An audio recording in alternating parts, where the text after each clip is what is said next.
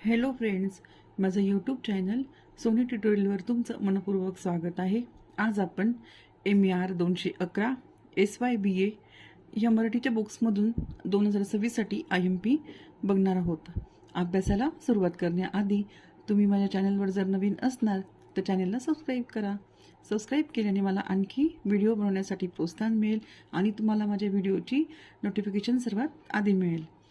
व्हिडिओला लाईक करा आणि तुमच्या फ्रेंड सर्कलमध्ये शेअर करा, जेणेकरून इतरांनासुद्धा या अभ्यासाच्या व्हिडिओचा फायदा मिळेल. तर चला आता आपण अभ्यासाला सुरुवात करूया. इथे आहे आपल्याला पहिलं पुस्तक आहे, याच्यामध्ये नवसाहित्य आणि नवसाहित्यस्थ साहित्य, नवसाहित्योत्तर साहित्य, नंतर आहे दुसरं पुस्तक आणि तिसरं. तर हे तिघी तुम्हाला अभ्यास करायचा आहे, पण याच्यातून जास्त कोणता करायचा मी तुम्हाला सांगते आणि तुम्हाला तिघांमधून प्रश्न तर येणारच आहे. तर चला आता आपण बघूया कोणत्या याच्यावरती प्रश्न येतील.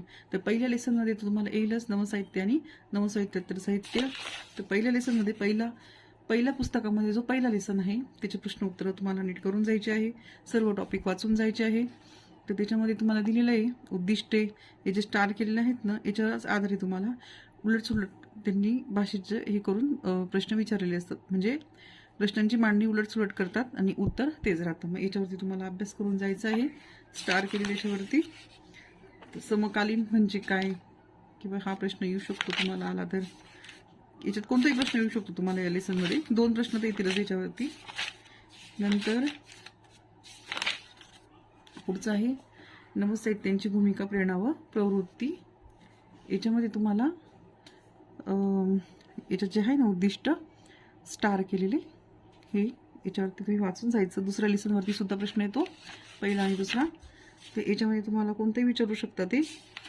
तर सर्व याच्यातली माहिती तुम्ही घेऊन घ्यायची, थोडी थोडी लक्षात ठेवायची आणि मनाच्या भाषेत पेपर लिहायचा. कारण हा बोर्डाचा पेपर नाही आहे. मनाच्या भाषेत लिहिलं तरी तुम्हाला मार्क भरपूर मिळतात आणि कॉपी करायची आवश्यकता नाही आहे. सुपरवायझर जर कडक आले तर पेपर जमा करून घेतात, म्हणून मनाच्या भाषेत पेपर लिहिलं बरा. आणि तो पटकन सुद्धा होतो आणि व्यवस्थित सगळे प्रश्न सोडवले जातात. कॉपीमध्ये सगळेच प्रश्न सोडवले जात नाही. नंतर आहे बदललेले जीवन संदर्भ आणि नवे वाढमयीन प्रवाह, नवसाहित्याचे स्वरूप. याच्यामध्ये सुद्धा तुम्ही स्टार केलेलं वाचून जायचं. तिसऱ्या प्रश्नातून आला तर येऊ पण शकतो, नाही तर नाही. मराठी म्हटल्यावरती याच्यात कविता, टॉपिक, मराठीचे लेसन सगळं आहे. तर याचे सगळे शब्दार्थ लक्षात ठेवायचे तर सोपं जाईल, नाही तर नाही. मराठी सोपं पण आहे, अवघड पण आहे. याच्यात भरपूर त्यांनी दिलेले आहेत माहिती. तर हे सर्व तुम्ही वाचून जायची व्यवस्थित आणि आपल्या मनाच्या भाषेत व्यवस्थित लिहायचं. कादंबरीविषयी वगैरे काय काय लिहिलेलं आहे, कादंबऱ्या, कविता, नाटकबद्दल आमचं येऊ शकतं. नंतर ललित गद्य पण वाचून जायचं, याच्यात येऊ शकतो प्रश्न. नंतर हे जे असतात ना लेसन्सच्या मागे पारिभाषिक शब्द, शब्दार्थ. आता प्रतिमा म्हणजे काय, तुम्ही प्रतिमाचा अर्थ हे सर्व सांगितलेलं आहे. प्रादेशिक कादंबरीचं हे सर्व वाचून जायचं. म्हणजे या शब्दांच्या आधारे तुम्हाला प्रश्नामध्ये आलं तर तुम्हाला कळेल की या शब्दाचा अर्थ काय आणि तुम्ही आपल्या मनाच्या भाषेमध्ये सहजरित्या उत्तरं व्यवस्थित लिहू शकता.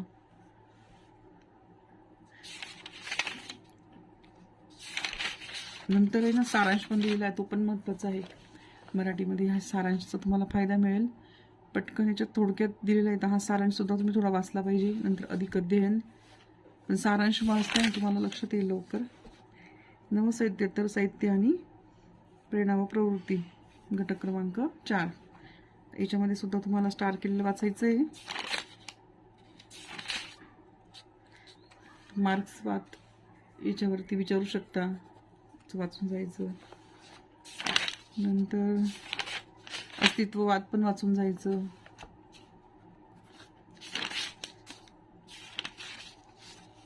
पुढचं आहे नवसाहित्योत्तर साहित्यांचे स्वरूप, 5वा घटक. याच्यामध्ये सुद्धा हे 2 हाय स्टार केले, त्याच्यावर वाचून जायचं. त्याचे शब्दार्थ, अर्थ, कविता वगैरे आणि त्याचे सारांश पण वाचून जायचं. आता तुम्हाला दिलेले आहे त्यांनी असे हे थोडं थोडं, त्याच्यावरती पण ते विचारू शकता. जसं तडजोडी जगावे जगतो, हे ओळी, त्याच्यावरती उलट सुलट काही करून प्रश्न विचारू शकता. म्हणून तुम्ही अभ्यास करून जायचा. जसं की इथं पण त्यांनी प्रश्न मांडलेले आहेत, ते याच्या आधारे थोडंफार लक्षात ठेवायची माहिती कसं विचारू शकता. पान नंबर 61 वरती. नंतर कादंबरी दिलेली त्यांनी ही.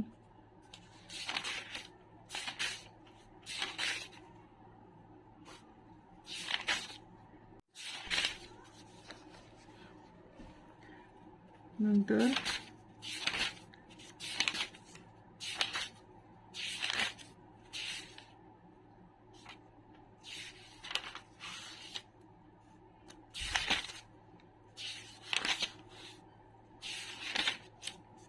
पुस्तक आहे दुसरं, ग्रामीण दलित व स्त्रीवादी साहित्य. आता याच्यामध्ये सुद्धा तुम्हाला पहिलं दुसऱ्या लेसनवर 100% प्रश्न येतील.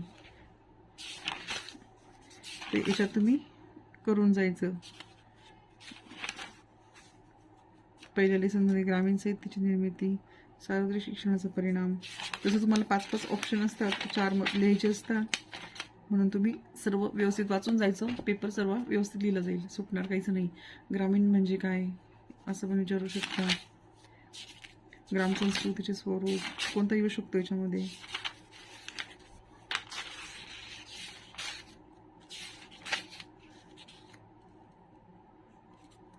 नंतर दुसरा लेसन आहे ग्रामीण साहित्य स्वरूप आणि प्रेरणा. याच्यामध्ये तुम्हाला «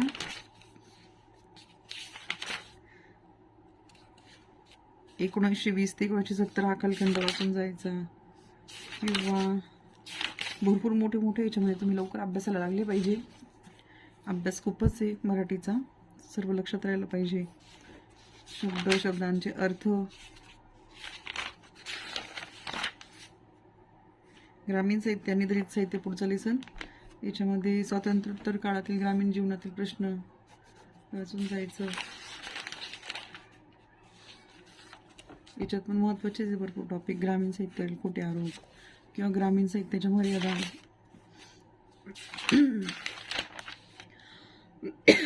ग्रामीण साहित्याचे भवितव्य, बेकारी निर्मूलनातून ग्राम विकास कोणतं पण विचारू शकता. प्रमाण भाषा म्हणजे काय, लेसन क्रमांक 4 घटक क्रमांक. ग्रामीण साहित्याची भाषा, त्याच्यामध्ये प्रमाण भाषा म्हणजे काय ते वाचून जायचं. त्याच्यावर स्टार केलेलं वाचून जायचं. मग त्यात कोणतं येऊ शकतं, भाषा आणि बोली, ग्रामीण बोलीचा वापर कसा करायचा असं विचारू शकतं. ते वेगवेगळ्या पद्धतीने उलटसुलट प्रश्न. नंतर हे भाग 2 घटक क्रमांक 1 दलित साहित्याची पार्श्वभूमी. याच्यामध्ये सुद्धा तुम्हाला येऊ शकतो प्रश्न याच्यावरती. स्वातंत्र्य चळवळीचा उदय, महात्मा ज्योतिराव फुले यांच्याविषयी, महात्मा गांधींचं, डॉक्टर बाबासाहेब आंबेडकर यांचं पण वाचून जायचं. कशात पण प्रश्न विचारू शकता. नंतर त्याचे आहेच शब्दार्थ, हे सर्व लक्षात ठेवायचे.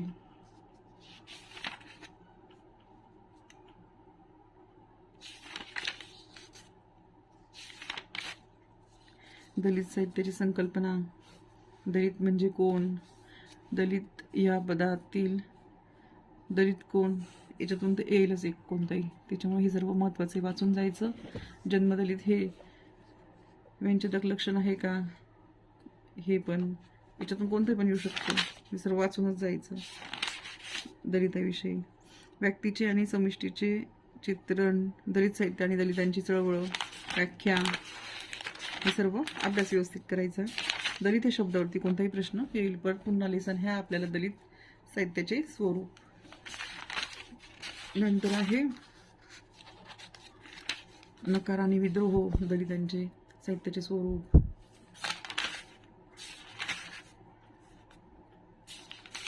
किंवा मग दलित साहित्याचे स्वरूप बांधिले की काय स्पष्ट करा.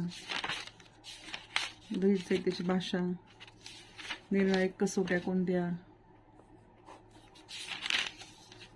त्याच्यात सारांश वाचायचं व्यवस्थित. शब्दांचे अर्थ. नंतर अधिक अध्ययन पण करायचं. भाग 3 घटक क्रमांक 1 स्त्रीमुक्ती चळवळ आणि स्त्रीवादी साहित्य. हा सुद्धा महत्त्वाचा लेसन आहे. याच्यावरती पण तुम्हाला प्रश्न येऊ शकतो. हा सुद्धा करून जायचा. याच्यामध्ये स्त्रियांच्या गुलामीची पूर्वपीठिका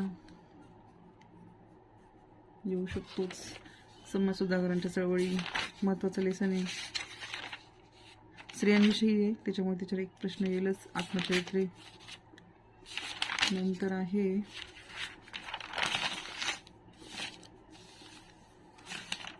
स्त्रीमुक्तीची चळवळ, वाचून जायचं. नंतर भारतातील स्त्रीमुक्तीची चळवळ. नंतर आहे पुढचा लेसन स्त्रीवादी साहित्य, भूमिका आणि स्वरूप. याच्यामध्ये सुद्धा तुम्ही स्त्रीवाद म्हणजे काय आपण महत्त्वाचं आहे. स्त्रीवादी साहित्याची भूमिका, फिमेल, फिमिनाईन आणि फिमिनिस्ट. हे सर्व लेसन पूर्ण अभ्यास वाचून जायचा. कोणत्याही टॉपिकवर प्रश्न येऊ शकतो.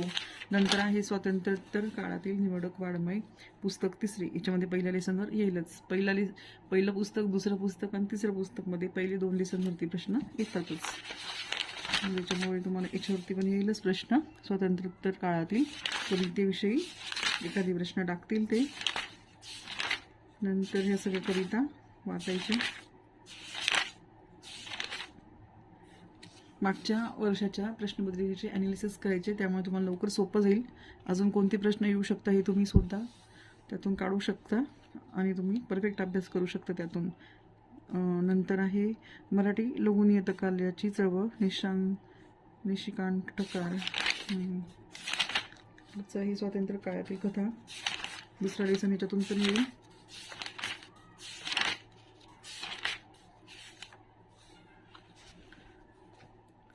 साधू वाण्याचे नाव, अनिल डांगे.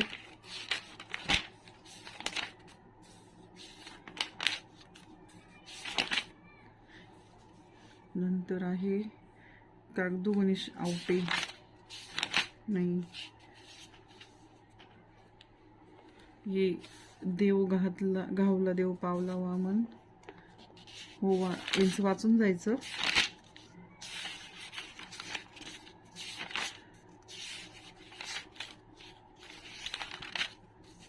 हे पण वाचून जायचं. लग्नप्रिया तेंडुलकर. नंतर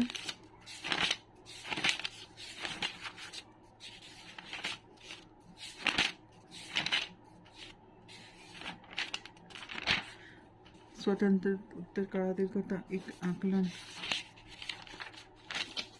ते पण वाचून जायचं. आणि स्वातंत्र्योत्तर काळातील आत्मचरित्र. शेवटचे पण लेसन मधून येतातच प्रश्न, म्हणून हे पण शेवटचे करून जायचे. चळवळीचे दिवस, दया पवार. जसे तुम्हाला ऑप्शनमध्ये राहतीलच म्हणून टेन्शन नाही आहे, पण तरी बरंच काही करून जायचं, त्याच्यामुळे तुमचे कोणते प्रश्न सुटणार नाही. झोंबी, आनंद यादव, हे करून जायचं. आमचं घर, सुनीता देशपांडे, हे पण करून जायचं. सावित्री व्रताची सांगता, हे सगळंच करून जायचं शेवटचं. ह्याच्यातून येतोच कोणता तरी एखादी प्रश्न शेवटचा. आणि मनाच्या भाषेत लिहायचं सगळे प्रश्नांची उत्तरं. मार्क मिळतातच, पण अभ्यास करून लिहायचं, कॉपी करायची नाही. चवळीची पटपटीस संध्याकाळ.